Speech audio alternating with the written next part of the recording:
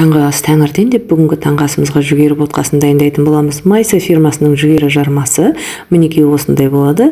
Жүгеріні 2-3 қайтара әдемілеп су тазарғанша жуып аламыз. Ботқаға қосатын сүтімізді пісіреміз. Лайфқа қайта кетейін. Сүтіміз күйіп кетпеу үшін пісіретін кастрөлімізді сұп-суық суға бір шайып алыңыз. Жүгері жармасын қандай ыдыспен өлшеп алсаңыз, тура сол ыдыспен 3 рет су құясыз. Кішкене қасықпен тұз, 2 кішкене қасық шекер және сары майымызды қосып, суымызды қайнатамыз. Қайнап жатқан суымыздың үстіне жүгерімізді салып, 15 минут баяу отта пісіреміз.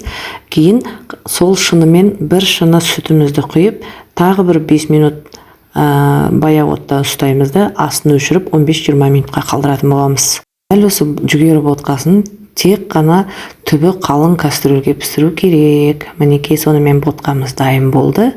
Бізге ас болсын, сіздер жасаңыздар.